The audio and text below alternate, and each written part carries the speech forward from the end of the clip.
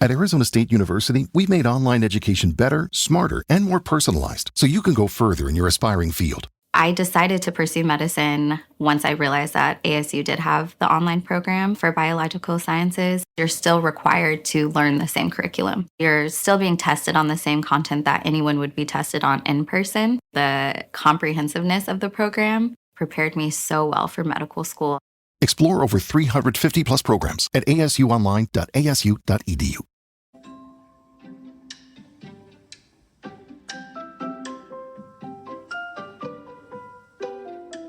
Hi, I'm Daniel Lucas, and welcome to Book 101 Review. Book 101 is all about the books that I read for the last 40 years, and today I have my special guest. One of his advocacy, he is a compliance evangelist, no other than Mr. Tom Fox. Welcome, Mr. Tom, on Book 101 Review, and can you please introduce more about yourself that I miss? Thanks very much. I'm really thrilled to be with you here on this December 29th. Yes, 29 indeed. So fast. And Happy New Year to everyone.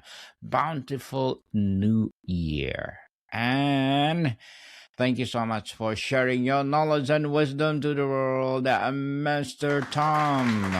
Thank you. So today, let's talk about podcasting as a key marketing tool and strategy.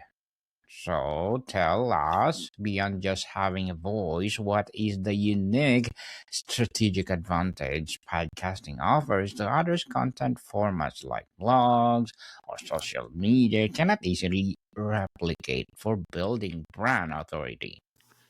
So I know we are doing this live.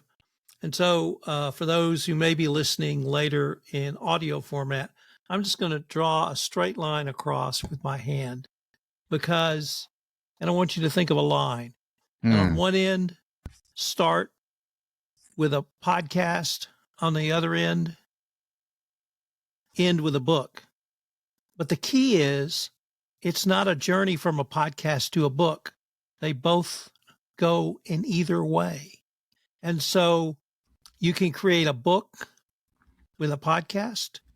You can create a podcast with a book. And it gives you the ability to market and brand yourself.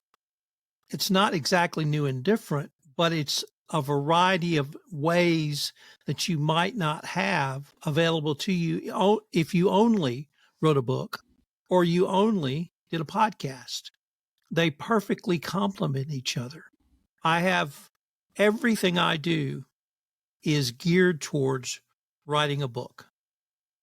I've written 38 books. I am currently writing 4 right now. Never commit to 4 books, new books at the end of the year because it makes the last week of the year miserable. But I got 1 knocked out today, so I only have 3 more to go. Now I'm near the end of each one of those, so it's not like I have to start, but it's for some long days. But those books can then become podcasts that I can use to market the book. I can use to increase my brand. I can have the opportunity to visit with people like you, Daniel, literally all over the world about something that apparently we both love, which is books. Yes. And so they complement each other perfectly. And the podcast format obviously is audio and video, or in your case, which I think is brilliant, live. And so you can take the written word that you create and bring it to a different audience because some people like to consume information in the audio format. I know you're doing this live, and I've said that a couple of times because my daughter is in her late 20s, and she and her partner and their friends will sit around on a Friday night and watch YouTube interviews because they find that entertaining. Now, I probably wouldn't do that, but that's just a generational difference. And so you can see the power of a video podcast. You can see the power of it. You can hear the power of an audio podcast. You and I both know the power of a book, and you're creating once, but you're putting in multiple distribution channels to get your word out, get your message out, and get your brand out. Mr. Tom, how do you move beyond just download numbers to measure the true business impact of a podcast? Things like lead quality, brand affinity, and partnership opportunities. What's a one vanity metric you always track? Well, it's not a vanity metric because it's not vanity. It's actual data because it's a metric. And that metric is touch points. How many times do you touch your customers or whoever you're marketing to? Do you touch them via download? Do you touch them watching a live recording? Do you touch them listening to an audio recording? Do you touch them on X? Do you touch them on LinkedIn? Do you touch them on Facebook? Do you touch them on Instagram? Any social media platform is a touch point. Some people call that engagement, but the download metric is all but useless. And I will cite you the following statistic. Last year, I had 440,000 IAB certified downloads, which meant a download and listen for more than 60 seconds. Now, that's across my whole network. That's not one or two podcasts. So 70 podcasts, 440,000 downloads. I had 7.2 touch points of engagement across all social media platforms. And so the breadth and scope of the people I reach is as broad as the number or the types of social media platforms available to me. And so it's a metric. And when you get, if you try to market to a corporation, if you try to market to a CMO, if you try to market to a chief marketing officer, when you tell them, I have 7 million touch points of your customers that you can speak to through a podcast format, that gets people's attention.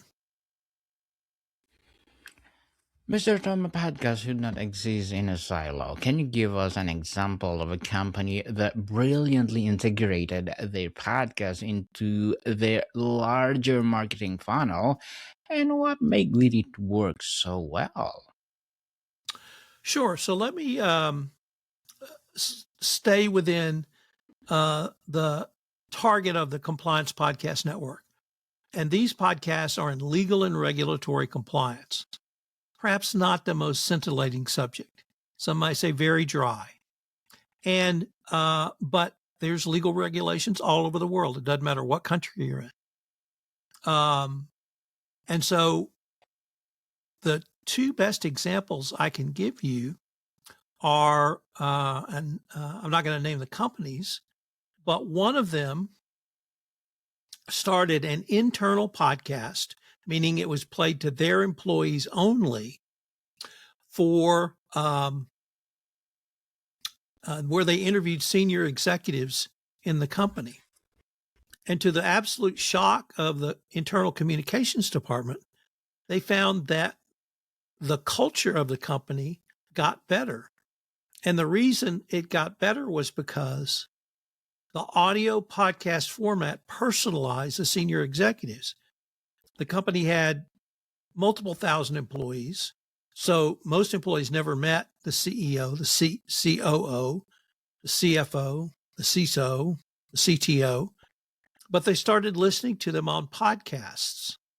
And because of that, it personalized them in a way that they felt like they were beginning to know the executives, and it actually improved the company's culture. The second example is a company that had gotten into some trouble around some ethical violations. And so as part of the retraining of the employees, they put together a training program, not on the rules and regulations, but they created characters and stories that told compliance and ethical situations and how people made the right decisions. And those became hugely popular, and it became a serial within the company. Once again, it was to teach employees, but it was the audio podcast format.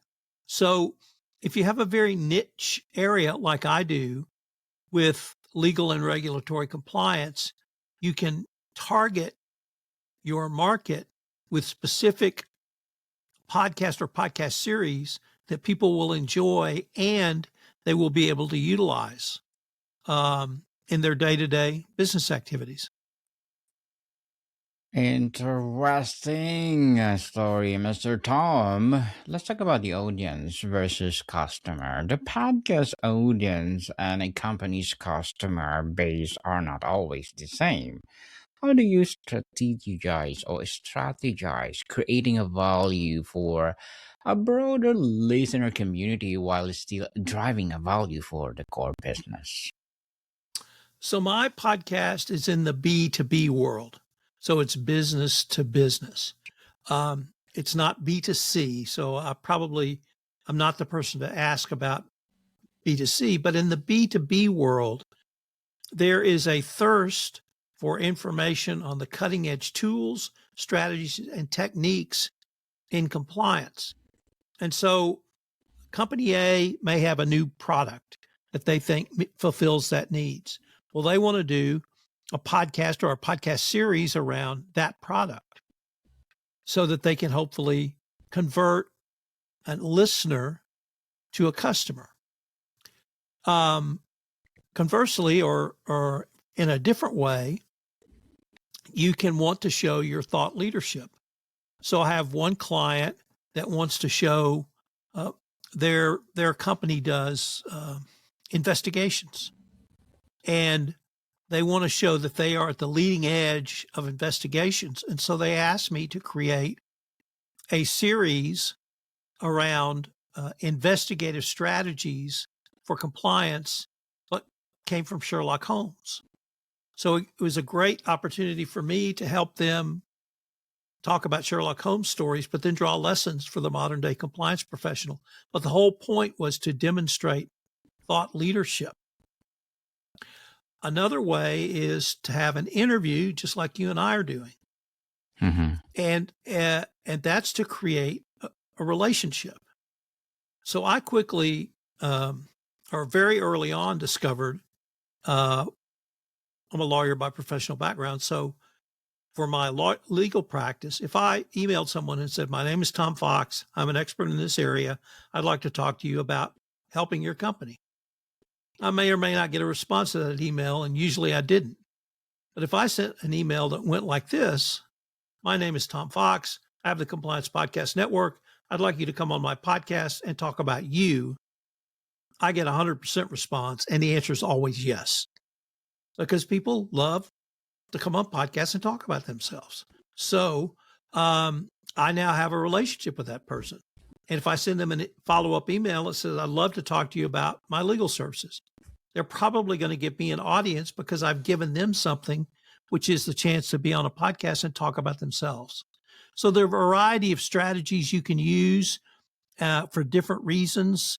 And the podcast format is broad enough to really there's 5 of them. So, and I only talked about the 3. So I just think the podcast format, it doesn't take away from any other type of marketing you do, but it supplements it. Mr. Tom, in a crowded podcast landscape, how do you advise business to find and define a niche that both narrow enough to stand out, but broad enough to build a meaningful audience? Sure. So you've hit it absolutely correctly, Daniel. It has to be a niche. So you tell me the niche, and I'm going to say that's what you do. But if you want to own that niche, there is one way I can almost guarantee you'll do it. And it's the following: start a daily news podcast. So I started about 8 years ago, the Daily Compliance News. It's a 5-minute podcast with 4 stories I do every day. And that is one of my most popular podcasts. 4 curated stories. This past year, I guess this year, we're not to the 26 yet. In 2025, I decided to take a deep dive into AI. Okay. From the compliance perspective, not any other perspective. And so I followed that model again, and I started a daily AI news show called AI Today in 5. And I have 5 stories in 5 minutes. And that, within 6 months, became my most popular podcast. I am in the top 100, there are 30 countries that podcast is in the top 25 in the technology category. It is hugely popular. And here's how I do it. I Google AI and compliance news. That's it. And I get the top 5 stories and I put it in a podcast and then I read them. And, but someone asked me that question that you posed to me at a podcast conference. In their podcast, they represented military veterans or talked to military veterans. And he said, how can I replicate what you've just said? I said, it's very simple. Do a podcast on challenges of military veterans every day.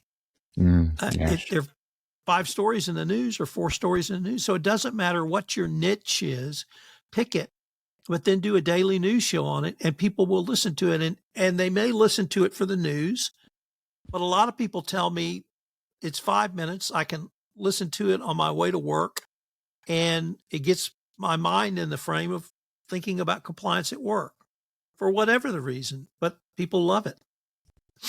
Yes, and congratulations, Mr. Tom, for empowering people all over the world through your knowledge. Securing high-profile guests is a common tactic, but from a marketing strategies perspective, what is a more valuable famous guest with a broad audience or a deeply relevant expert who speaks directly to your ideal client? For my audience, Daniel, it's the highly respected expert who can take a deep dive into areas or issues that my audience is interested in. Now that's because it's, a B2B network. So, and as you may guess, in the compliance world, there are not many well-known superstars. They're well-known people, but we're not superstars, only in compliance. And so people are interested in substantive knowledge. So that's and I always talk to people who are very knowledgeable in their areas. Mr. Thom, as a podcast host, what are your short-term and long-term goals? Well, that's interesting. I suppose the long-term goal would be to sell my network. My short-term goal is to, as I mentioned, I got very interested in AI. I wrote a book in 2025 on AI, and I'm going to continue my journey into AI and see where that I can take that. I'm going to start 3 or 4 new podcasts around topics about AI and compliance.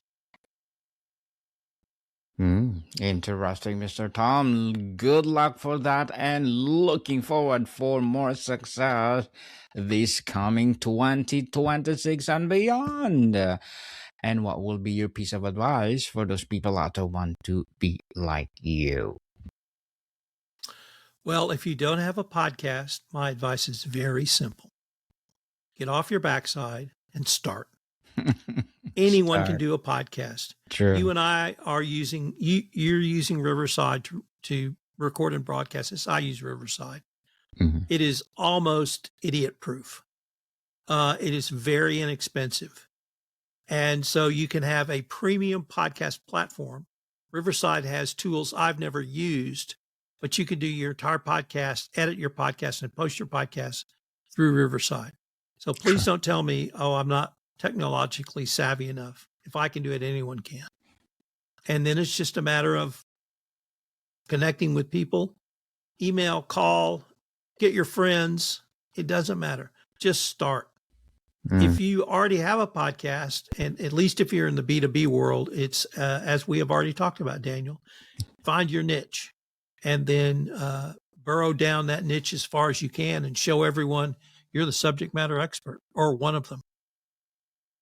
Yes. And people, stop procrastinating. Show your talent to the world and share it to the world itself. And thank you for that advice, Mr. Tom. And can you please recommend a book of books that influenced your journey? Well, I'm going to have to go niche here. Sorry. Mhm. Because one of the books I just read, I'm going to hold it up and I don't know if it'll show up on the screen or not, Yes. but it's called Beyond the Borders. And it's about a U.S. law that prevents U.S. companies from engaging in bribery and corruption. And it's the definitive history of that law. And I raised that book for several reasons. One, I know the author. I've known him for about 15 years, and he spent 12 years on this book. Unlike me, who's, he's not stupid enough to agree to 3 books by the end of the year. But he was able to write it as if it was a mystery thriller. And I didn't think that was possible to write that about laws and enactments of laws or how laws are made. And so it just showed to me I've still got a lot to learn. I've still got a lot of growth to have. And this is his first book. Like I said, I published 38. I'm learning from him. And that to me is the best. Yes, and thank you for that recommended book, Mr. Tom. And where do you see the most innovative companies taking podcasting as a marketing tool in the next 2 to 3 years? Are we moving towards more interactive, personalized, or integrated experiences? I think it's more integrated, but by there I mean you take the podcast and you integrate it with other media. So a company that, once again, in the B2B world, if you listen to their podcast, you get a code or some giveaway behind a firewall, whether it's a white paper, whether it's an article, whether it's a checklist, whether it's something that's tangible that will drive audience members to getting behind a company's firewall and sign up for information, then that gives the company an opportunity to develop a better marketing relationship with that person. So when you say integrated, I absolutely agree with that, but it's an integration of different types of media. It doesn't have to be a white paper or an article. It can be a video. It can be a something. But when you start to package things that your customers want, you show your value to them. And not only will they be more loyal to you, but I think they will come to you as a true subject matter expert in that area. Certainly. They will find you and seek you for sure. And Mr. Tom, before we wrap up our discussion for today, I'm inviting you to please do listen to my other podcasts. People, my other podcasts, because my Abstract Essay is already in 5th season. Abstract Poetry in 2nd season. I'm up Book 101 Review is 6th season coming next year. Comedy 101 in 3rd season. Food 101 in 6th season. Geography 101 Love Letters. Movie 101 Review. Music 101 in its 4th season. Science 101. Sex 101 in 2nd season. My baby podcast Mental Health 101. Law 101. Bible Verses 101. Entrepreneurship 101. And the newest one, Motivation 101. Please listen to them wherever you listen your podcast. So finally, Mr. Tom, what is the single most common strategic mistake you see businesses make when they launch a podcast for marketing, and how it can be avoided from day one? All right. I want everyone to listen to this very carefully because there's one mistake. It is absolutely critical. If you make this mistake, though, you'll never make that mistake again. But here's the thing. Every podcaster makes it. And that mistake is forget to turn on the record button. Every podcaster has done it. One time I flew to Boston to interview a university professor. I did a 2-hour interview with him. At the end, I looked down and I said, "Why isn't the red light on?" And I never made that mistake again. Yes. But here's the thing, Daniel. There are no mistakes in podcasting. And I say that. I have never made a mistake except that one time. Because every time I've done something, I've learned from it. If I was unprepared for an interview, could that be considered a mistake? Sure. But I learned never to be unprepared. If I didn't do something right in the editing process, because I edit all my podcasts, could that have been considered a mistake? Sure. On the other hand, I learned check and, like grandmother says, measure twice, cut once. So it's all a learning process for me. Now, I admit not turning on the recorder is a mistake, but you only do it once. Once is enough. Two is too much.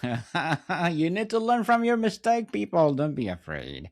And Mr. Tom, thank you so much for sharing your knowledge and wisdom to the world. So can you please invite our listeners to support all your podcasts, your advocacy, or whatever projects that you're doing right now? Thank you. Yeah, so where do people reach you, Mr. Tom? So on the Compliance Podcast Network, you can reach me through there. I have an email link. I have a speak pipe where you can leave me a voice message. And Compliance Podcast Network, www.compliancepodcastnetwork.net. I'm on LinkedIn as Thomas R. Fox. Reach out and connect there. Yes, people, let's support Mr. Tom Fox, because if you support him, for sure, more and more empowering podcasts will rise. So, Mr. Tom, thank you so much for your time. Thank you, Daniel. Happy New Year, everyone. Buddy, people, see you soon.